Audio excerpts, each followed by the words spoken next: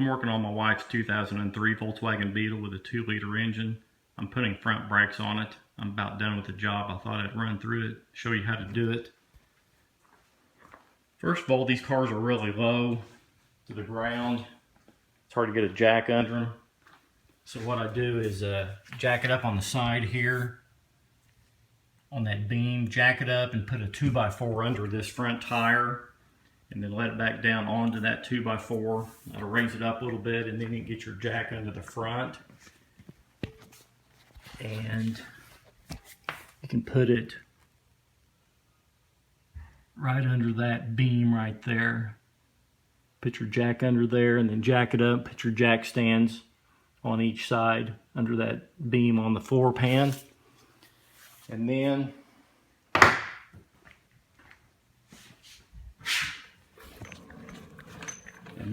I don't know if you know or not, but Volkswagen uses bolts instead of lug nuts to hold the wheel on. I've made these 2 guide bolts, so when you pull your pull a couple of bolts out, put these guide bolts in place, and then pull the rest of the bolts out. That way your wheel won't just fall off. You can slide it off. These guide studs are 14 millimeter by 100 millimeter long by 1.5 thread pitch. I just went to the bolt store and bought some bolts, cut the heads off of them. They work pretty good. The tool man offer them, but they're like $50, so you got about $5 in this. Works pretty good. And then the rotor has 1 Phillips screw right here. You need to take that out. And then the driver's side inboard brake pad has a sensor on it. I can find the connector.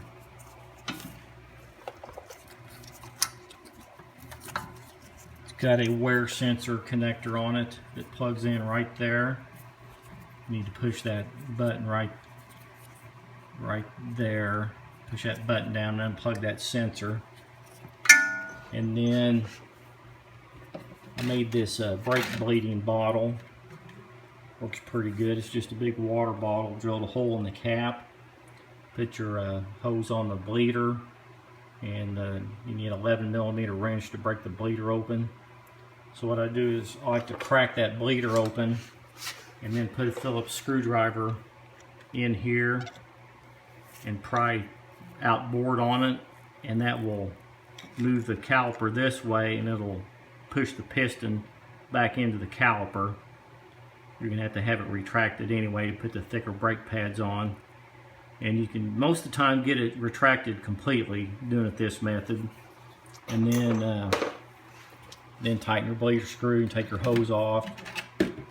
And then to get the caliper off, here's your caliper bolt right here. I just got this setting in place right now. There's 2 plastic plugs that fit into this rubber boot right here. Pop them caps off. You got a bolt here and a bolt down here for your caliper mount.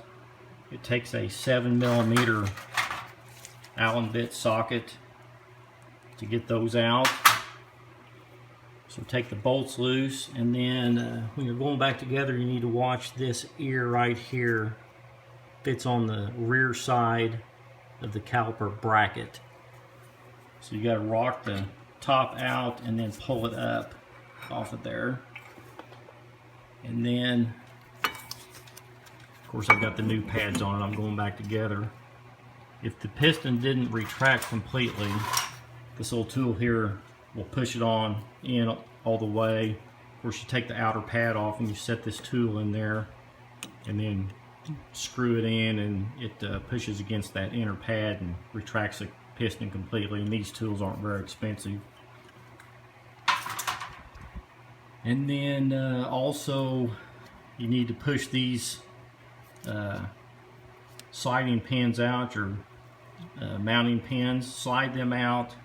Take some of this brake caliper grease right here. You can buy these little packs at O'Reilly's, are about $1. And then I'll take a little screwdriver or a Q-tip, put some grease on that, and with the pin out, you can put some grease up inside this boot, and maybe you can grease the pin a little bit and then put them back in. because that caliper needs to slide on those pins. And you can see how the brake pads are mounted. They clip in. They look about the same on the inner pad. It clips into the inside of the piston. The driver's side inboard pad's the only one that has the sensor connector on it. And then I always turn the rotors when I'm doing a brake job. These have already been turned. So now that the caliper's off, you can go ahead and take the rotor off, take the O'Reilly's or wherever, get it turned. These were both rusted on pretty good. Had to take like a 3-pound hammer. You want a pretty good sized hammer, and just kind of hit this surface here. Just keep smacking it. That'll kind of bounce the rust loose and bounce the rotor off there. You really don't want to hit on the back side of the rotor to try to get it off, because you'll dent it up. You could tap on it lightly, but that's the best way to do it. That'll kind of bounce it off of there. And then once the rotor's off of there, I take a roll-lock disc, which is threaded, and that threads onto this holder. And you can chuck that in your drill. And then, like I said, after the rotor is off, you can go around the hub with this and clean all the rust off of it, and do the same on both sides of your rotor.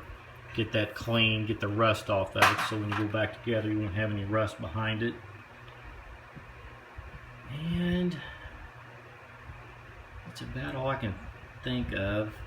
When you go back together, of course, push your brake pedal down, so that will push the piston out and get it against the rotor, get the pads against the rotor. Here's another little tip you might think about.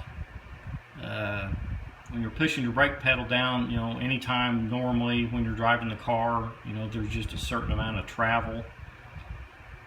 When you're pushing the brake pedal down after doing a brake job, I wouldn't push it completely down. I'd push it kind of just its normal distance of travel, and it's going to take several times to get the piston pushed out.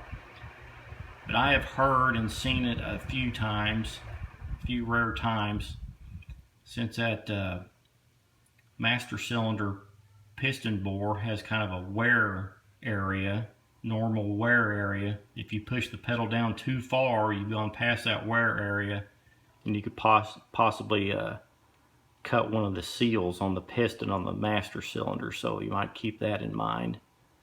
I've had it happen a couple times. It is rare. Seems like it's kind of mostly on older cars, but it has happened. So I have to get the caliper back on both sides.